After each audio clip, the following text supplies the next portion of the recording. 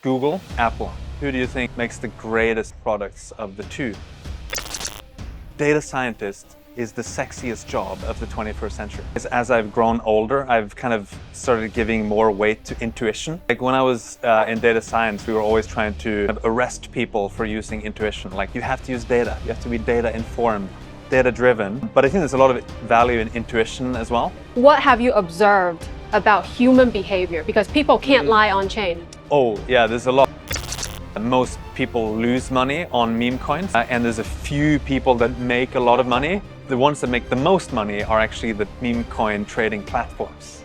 It's pretty hard actually to compete the market or to beat the smartest money. If you know you're being observed, maybe you can use that to your benefit. That's part of the game. Sometimes you see this like sensationalist posts of like, hey, so-and-so went super long on this and whatever. But in reality, it might have been hedged. So you have to be a little bit careful. This is me becoming a little bit like data scientist. The bull market has been over for retail for a long time, probably since January. And people are just talking about it now. You have to skate where the puck is going instead of just thinking this is what the world looks like today. I want your opinion on Ethereum now. You could imagine a world where like no one uses Ethereum, but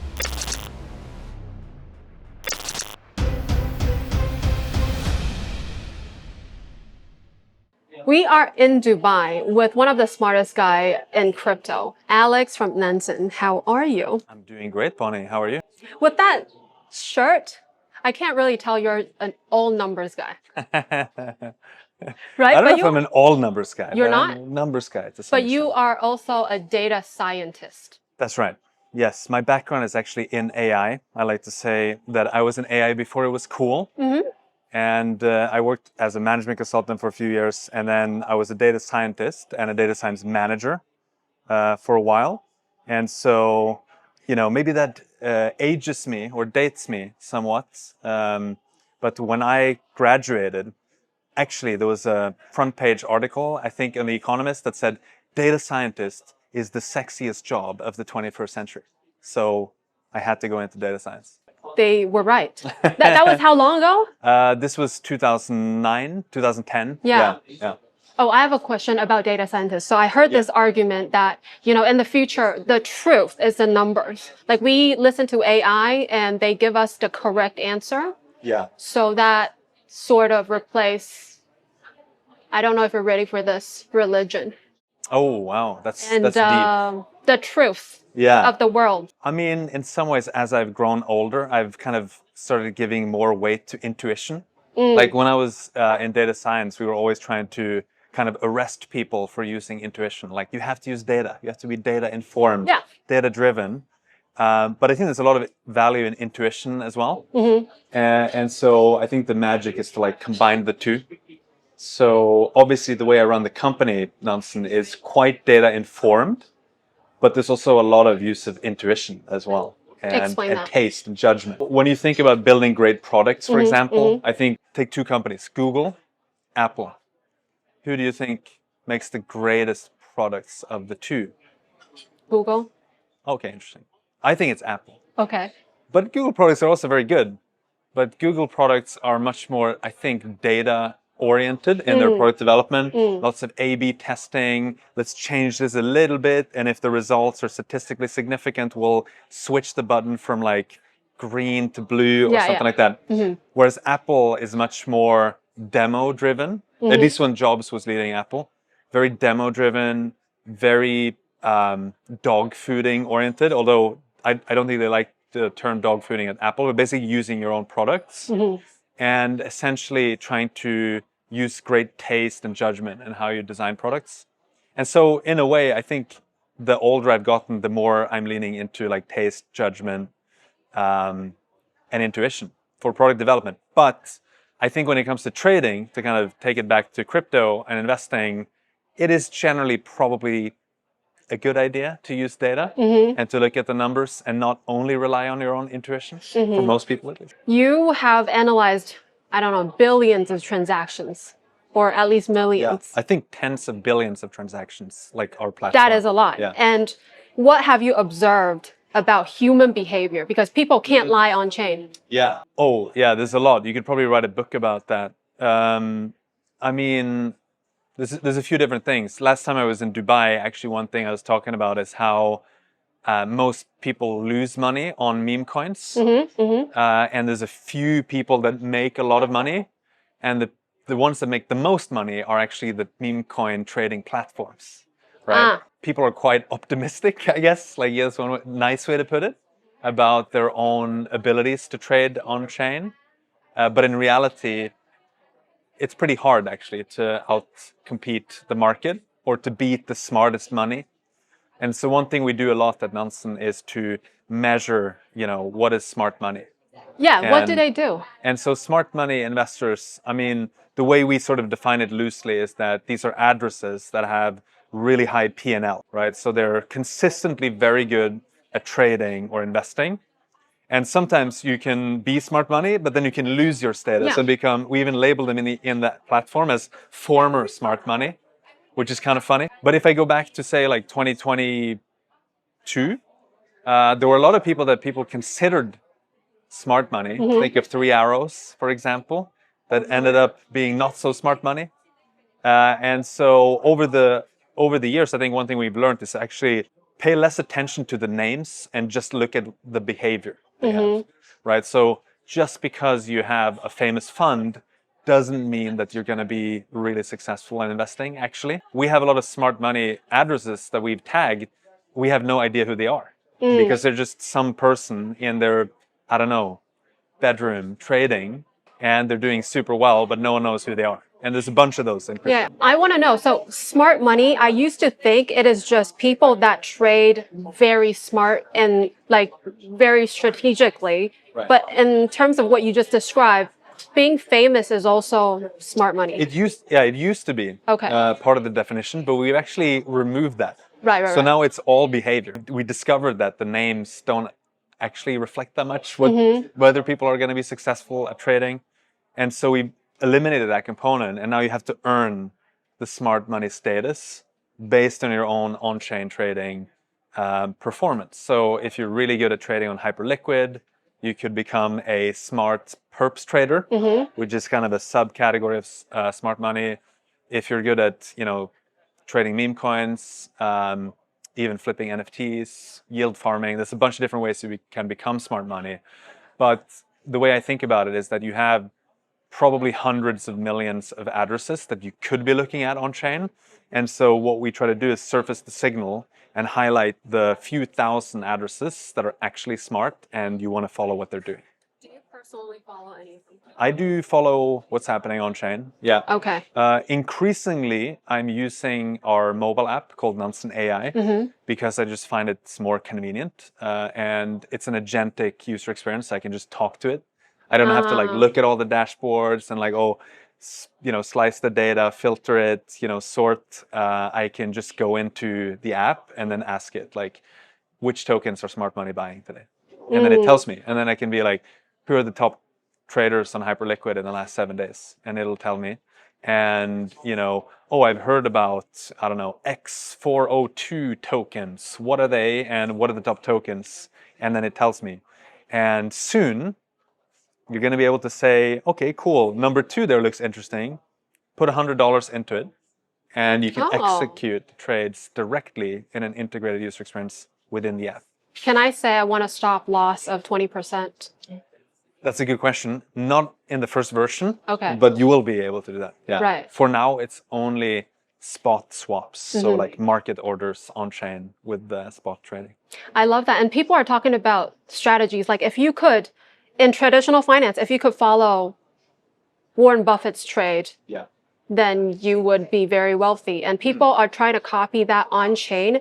But I have a question. So remember, people are talking about this address on Hyperliquid that could be Trump's son? Could be. Could be. And then later on proved that it is not. But anyway, that address made a lot of money. But when people started following, all of a sudden he lost everything. Maybe he knew that people were following. So see, so how do you use this on-chain data to? Yeah. So I think you bring up a very good point, which is that you shouldn't just naively copy trade what people do on chain, because there's many kind of nuances and qualifiers to all this. One thing is that they could be hedging, right? So you could have other addresses, right? Another thing is that you could be hedging even on a centralized exchange.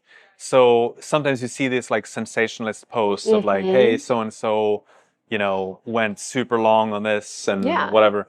But in reality, it might have been hedged, right? So you have to be a little bit careful. I treat it as mostly an indicator that at least they're trading it. And that is enough for me to at least look at it, right? It doesn't mean necessarily that they are actually long, truly long, like if you had factored in all the addresses and the centralized exchange and all this stuff. So that's one thing. The other thing is that if you know you're being observed, maybe you can use that to your benefit. That's part of the game, though. And to me, it makes it more interesting in a way, right? It's like some people, of course, have reservations about the transparency of the blockchain and how it relates to privacy, for example. But to me, it's like, don't hate the player, hate the chain, right? You just have to acknowledge that this is how blockchains work, and you might as well lean into it, and then just create strategies to either get around that or like figure out how to use that to your advantage.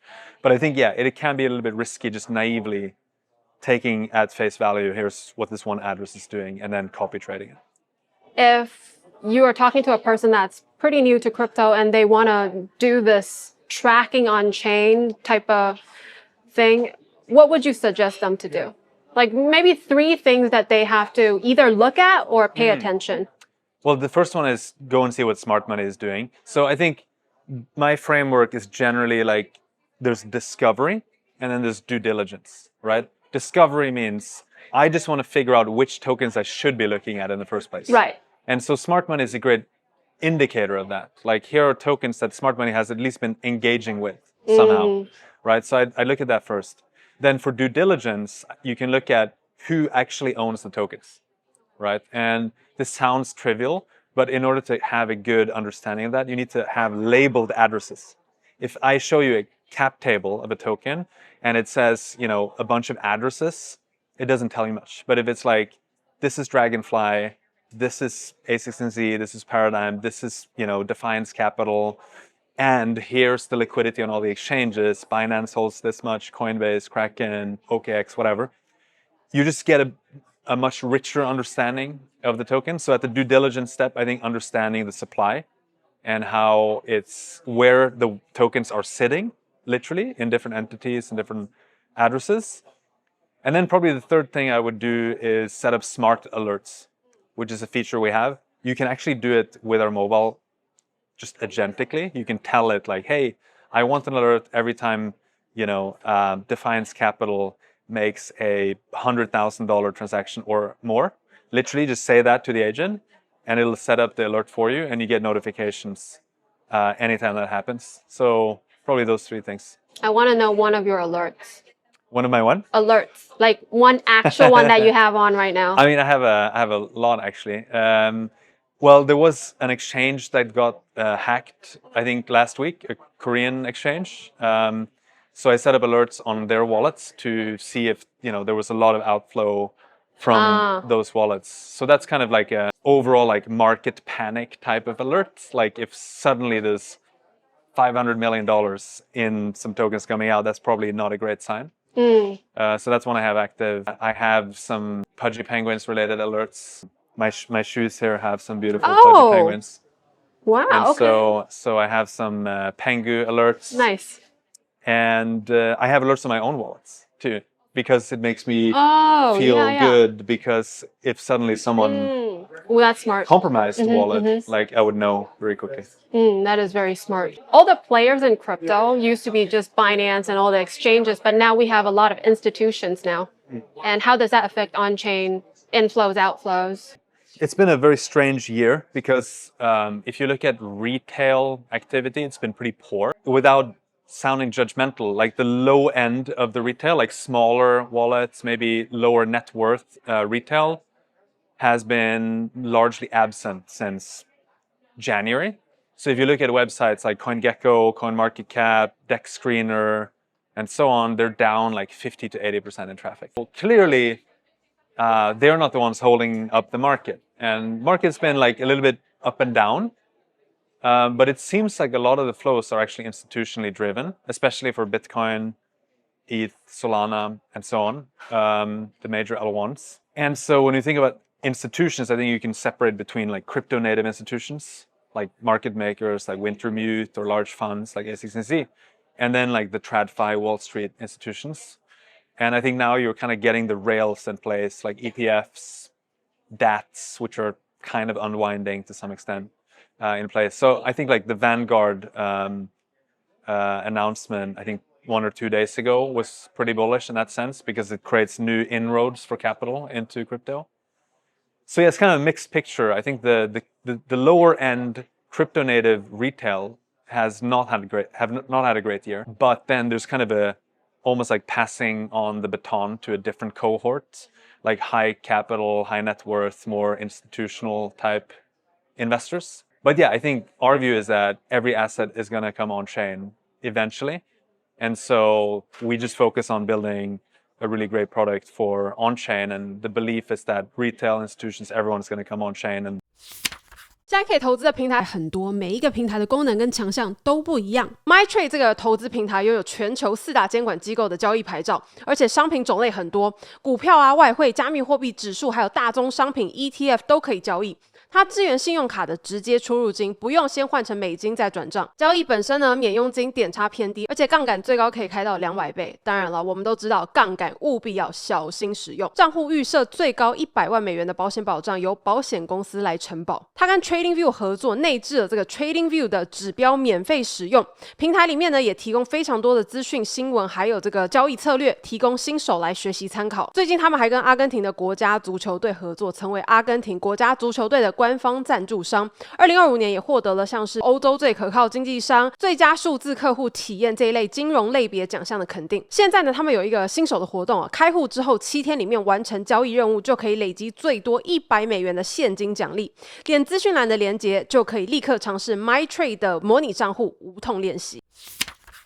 Two questions there. One for people that are not familiar with what happened to Vanguard. Maybe elaborate a little bit on that. I think basically they just announced that you can now trade crypto ETFs on their platforms or their products. And then crypto was up a little bit. I don't know if it's because of this. I don't know if it's flows or sentiment. Right. A bit of both. I'm not sure actually, but yeah. And the second question is, since you mentioned all these like big players, the DATs and like the big institutions, how do we even tell if the bull market is ending if we don't know if retails are excited or not? That's why I think you could argue that the bull market has been over for retail for a long time. How long? A year? Probably since January for retail. And people are just talking about it now. But I think that's the thing. Like this is me becoming a little bit like data scientist again. But if you have like multiple different distributions that you add up, it can create like actually a pretty flat picture, but then, one had a peak here and another one had a peak there. So I think actually you could argue that we've been in a retail bear market for like many months, if not like almost a full year. But I think, like I said, a lot of it is being held up by new sources of capital. You're even seeing it to some extent in like the M&A sector of crypto, where large companies that have access to capital are getting the capital and then they're buying smaller players that are like out of capital or are not doing that great, or they frankly just want to be part of like a bigger platform. And so a few examples that come to mind, these are great products, so that they were not struggling at all. But think of like Privy being acquired by Stripe, Dynamic being acquired by Fireblocks, and then there's a bunch of other ones. We're not a huge player, but we bought a staking provider a year ago, which has been fantastic for us. We've grown that business many times over just in 1 year. When we acquired that staking company, they had $60 million staked with their validators that we run for different networks. And we basically crossed $2 billion assets staked in less than 8 months after acquiring them. So sometimes it just makes sense to be a smaller player, part of a bigger platform.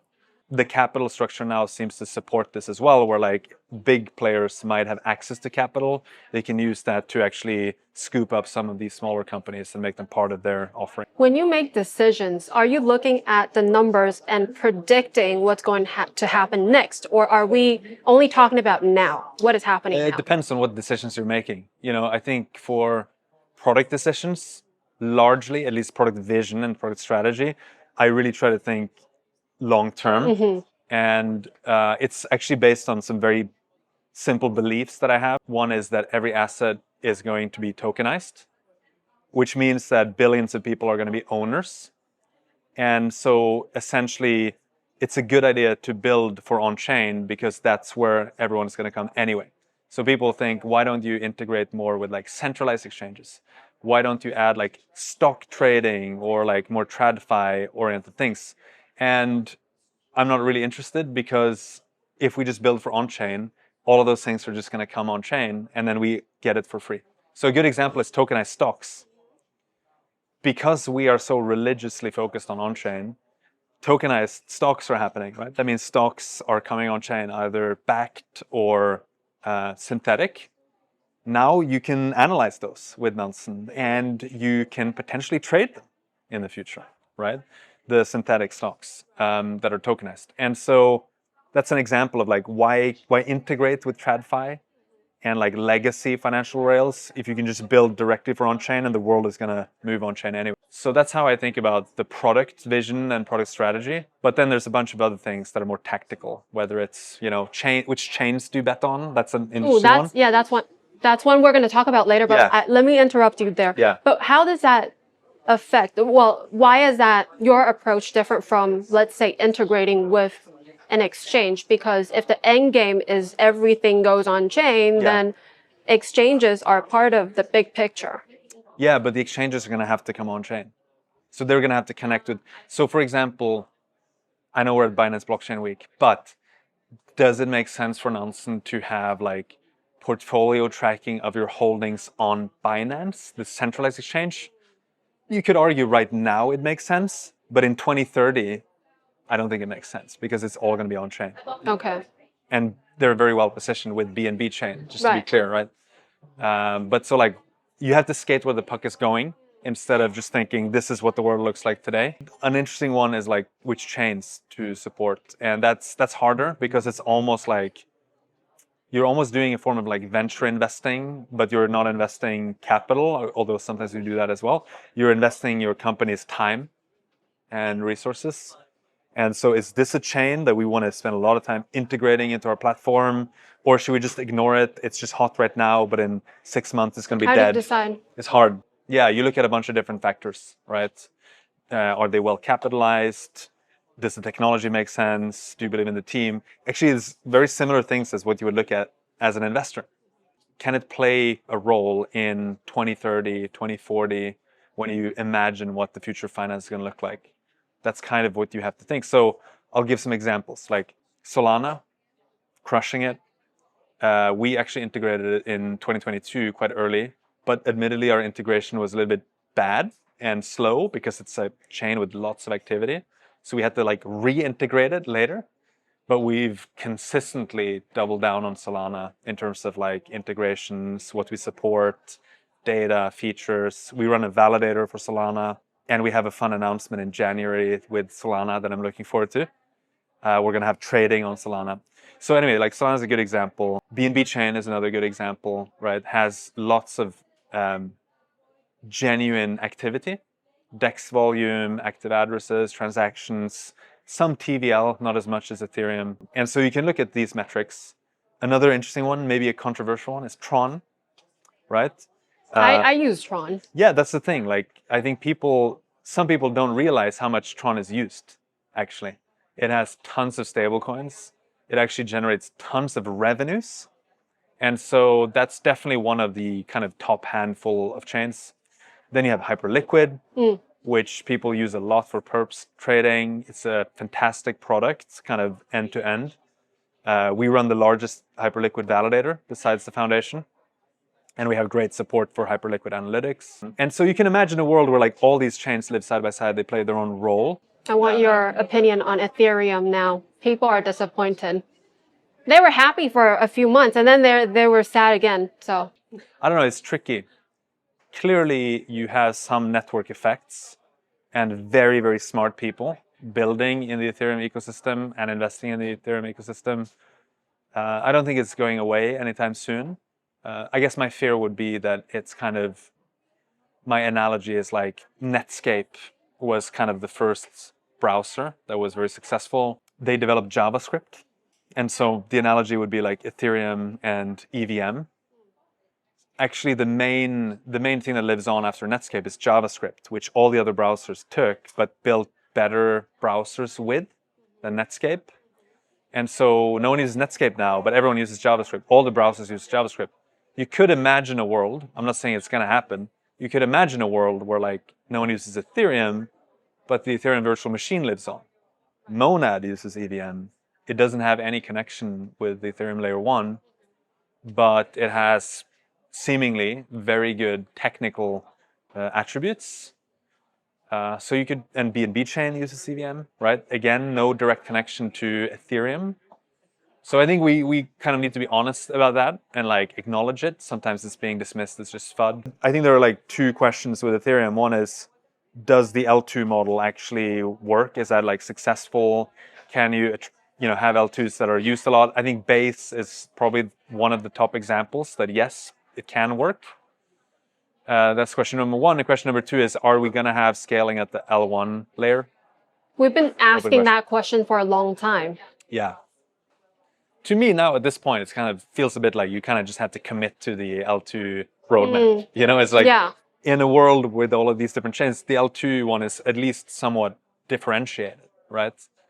Maybe the closest comparison would be something like Avalanche L1s, that are kind of EVM chains potentially. I think you can choose, but then they are not really L2s. They're their own L1s that use the Avalanche framework, right? So anyway, I think like I'm a big believer in a multi-chain future. We're in a multi-chain present now for sure. And I think the future is also multi-chain, but different chains will play different roles, just like different operating systems, like Linux, Windows, OS X, whatever. Jack Mallers was on the show and he said something I still remember till this day. He said being useful, like having utility, doesn't equal something's going to go up. For example, you are not going to store US dollar. It's very useful to increase your asset because it is not an appreciating asset. Yeah. In this case, even if Ethereum is super useful and contributes to a lot of things, that doesn't necessarily mean I should invest in it. Yeah, I think that's accurate. Like people are saying it's not going to go away. I think we all acknowledge that already, but it's just people are asking, should we invest in it? Yeah, well, you can distinguish between Ethereum, the chain, EVM, the technology or framework, whatever, and then ETH, the asset. So it's perfectly possible to be bullish on like one or more of those, but not all. Right. And like, you could be bullish on Ethereum. I think in theory, you could be quite bullish on Ethereum as the chain and EVM, but not ETH, the asset, maybe. Of course, people would get into the weeds and say, well, if people use Ethereum L1 a lot, that's going to burn a lot of ETH and, all these different things. But I don't know. I think it's important not to conflate the different things and be hygienic in how we think about these concepts. I heard this theory about if everything's going on chain and the US wants to be the crypto capital of the world, then they should come up with a USA chain. That's Solana, right? No. Is it? Solana obviously is a global chain, but it has a really strong presence in the US. But so does like Avalanche, for example. So we're not talking about a whole new chain. I met with some people in Tokyo who are building Japan Smart Chain. And that's kind of their vision, right? To have domestic validators of the chain. Because I asked them like, hey, we could be a validator for Japan Smart Chain. They're like, actually, we want Japanese companies to be validators. And so, yeah, could make sense, maybe. I think, do you have like domestic internets? I guess you could argue maybe China has its own domestic internet to some extent.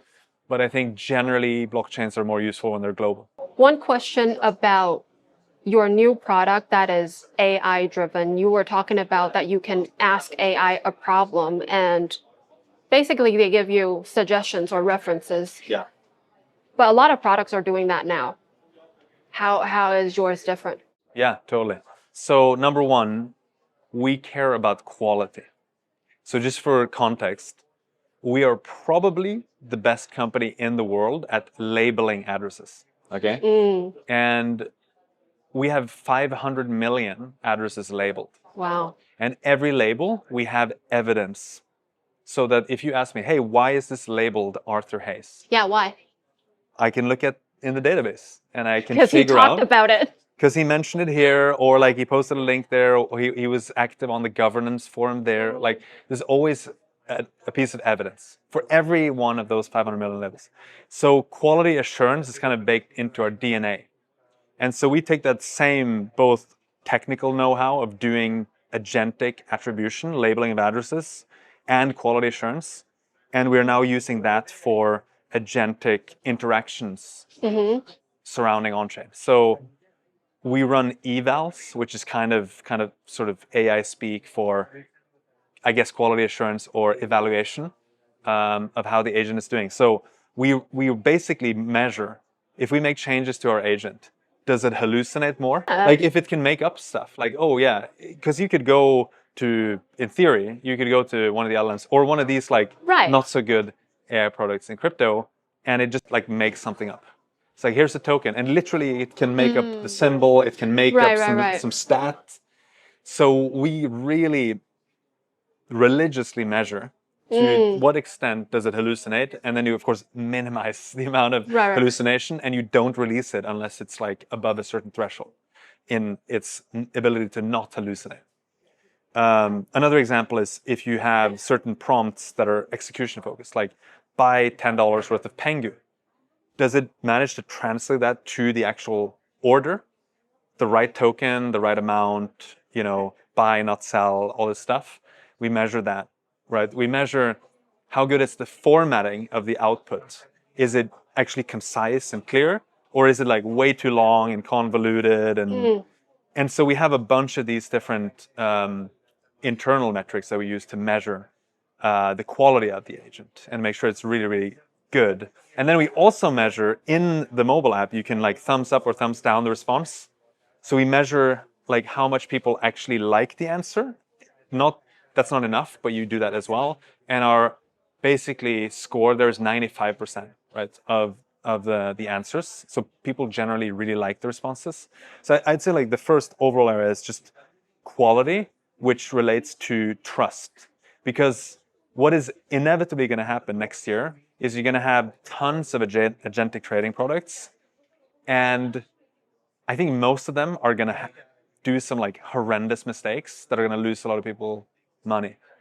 And they're going to blow up and go out of business, right? And our approach is like, let's make sure that does not happen because we care about our users and we want to make sure that they can preserve and grow their portfolios. We can't guarantee it, but we can do our very best to make sure that nothing bad happens. So I think like quality, trust are super important. And then I think the other part is generally people know the Nansen brand. They know that we can be trusted for analytics, for data. And so I think we have a little bit of brand asset that we can use there for trading as well. We're a serious company that's here for the long run. Hopefully I'll build this company until I die, right? And who knows, maybe my daughter takes over the company or something. But it's not like a single cycle company. We're here for the long run. That's how I would think about it. Just better quality. People can try it themselves. We run tons of evals internally. What I would love to do is to create benchmarks that we can run all the other agentic products against and see who's actually best. Just like we do with Claude, you know, OpenAI models, Gemini. We should have benchmarks like that, and then we can actually objectively measure that Nansen is indeed the best agentic trading product. Before I let you go, you said you have a daughter. Yeah. So for everyone that's watching, what should a kid really learn nowadays? Because the world is very, very uncertain. Sounds like we're heading into something really cool, but unsure. Yeah. I mean, I don't have a great answer. I think for parents, I would recommend the book, The Anxious Generation, which talks about smartphone usage and social media and how it has negatively impacted a lot of young people. That means you probably shouldn't be exposing your kids to smartphones and social media at a very young age. And then maybe reflect a bit on how AI relates to that. I think AI obviously has tremendous potential for good in education and so on, but I think we shouldn't just like let our kids run around with like AI smartwatches that they can talk to 24/7, which I know is getting common someplace. My view is like a bit of a barbell approach where you kind of have two extremes. One is totally organic, no smart devices, no screens, out in the woods or playing football or touching grass. Yeah. And then the other one, like super frontier, engage with the latest technology, learn to use AI and then do both, but like have a healthy balance. That was a beautiful conversation. I appreciate your time and please come back soon. Yeah, happy to